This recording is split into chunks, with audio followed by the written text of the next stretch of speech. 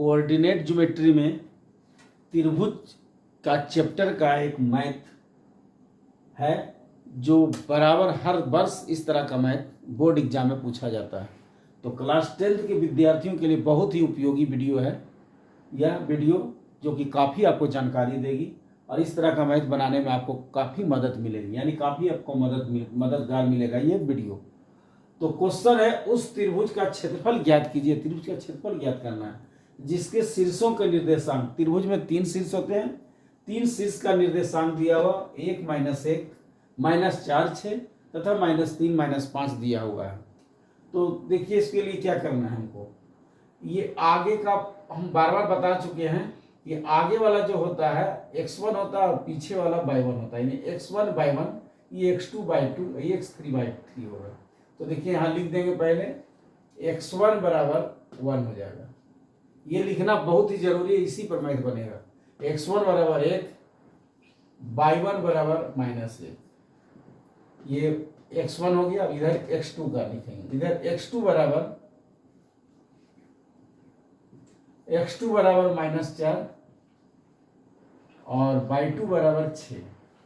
उसी तरह x3 बराबर -3 और y3 बराबर -5। ये हो गया x1 by 1, x2 by 2, x3 by 3 निकल गया। अब हमको यहाँ देखिए ज्ञात करना त्रिभुज का क्षेत्रफल। तो त्रिभुज का क्षेत्रफल का इंग्लिश होता है एरिया।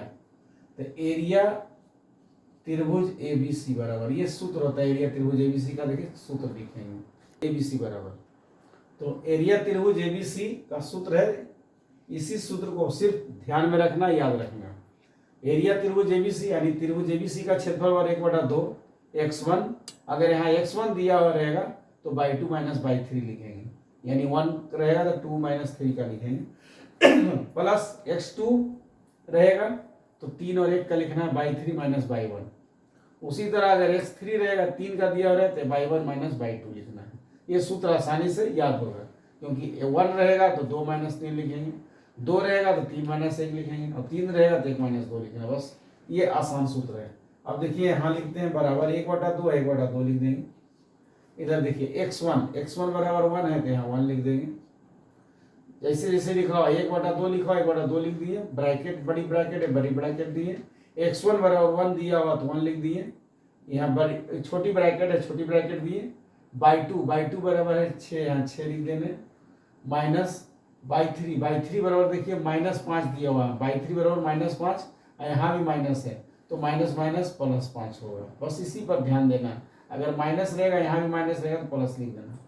अब देखिए प्लस x2, अब देखिए x2 बराबर -4 दिया हो तो प्लस नहीं होगा, यहाँ -4 दिया हो तो x2 यहाँ पर क्या लिख देंगे -4। अब देखिए by3 बराबर -5 है, यहाँ -5 लिख देंगे, माइनस by1 बराबर -1 है तो देखिए माइनस प्लस हो जाएगा तो +1 यहाँ लिखा जाएगा।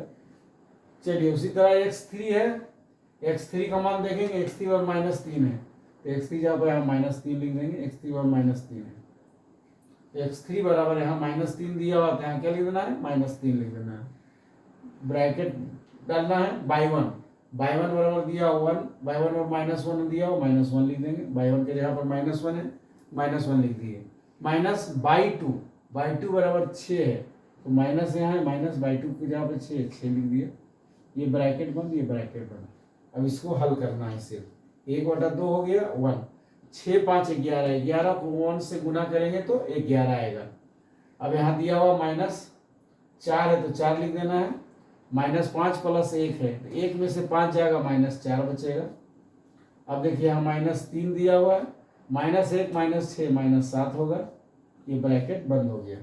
तो यहाँ हो गया 1/2 बड़ी ब्रैकेट में 11 -4 और -4 है, गुना में है तो माइनस प्लस हो जाएगा, -4 को -4 से गुना करेंगे तो क्या होगा, प्लस में हो जाएगा। तो 4 4 16 हो गया, प्लस में 16 हो गया प्लस में।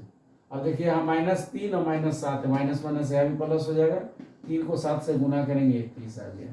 अब टोटल को जोड़ना है 11 16 और 21 को, क्योंकि माइनस प्लस हो गया, +21 + 16 11 हुआ, 11 16 21 को ऐड कर देना है तो देखिए क्या हो गया, 6 1 7 1 8, यहाँ 8 लिख देना है। 2 1 3 1 4 यानी 48 आया। अब इसको काट देना है, 2 से ये 48 कटेगा 24 बार में, यहाँ लिख देना है बराबर 24। अब देखिए यहाँ त्रिभुज का क्षेत्रफल ज्ञात करना है, तो बराबर 24, तो बराबर 24। ये देखिए क्षेत्रफल, त्रिभुज का क्षेत्रफल ज्ञात करना था। क्षेत्रफल जब भी लिखाता है तो वर्ग मात्रक लिखा जाएगा। इस तरह का त्रिभुज का अगर क्षेत्रफल जब भी दिया जाएगा कोऑर्डिनेट ज्योमेट्री में निकालने के लिए, त्रिभुज ABC का क्षेत्रफल या त्रिभुज का क्षेत्रफल ज्ञात करने के लिए, तो यहाँ बराबर 24 वर्ग मात्रक, ये आंसर हो गया। तो जितने भी तरह का आपके पास अगर इस तरह का क्वेश्चन दिया जाएगा तो हमें पूर्ण विश्वास है कि आप आराम से इस तरह से हल कर सकते हैं। तो आप इसके लिए आप हमारे YouTube चैनल को सब्सक्राइब करें और वीडियो को अधिक से अधिक मात्रा में लाइक एवं शेयर कर दें।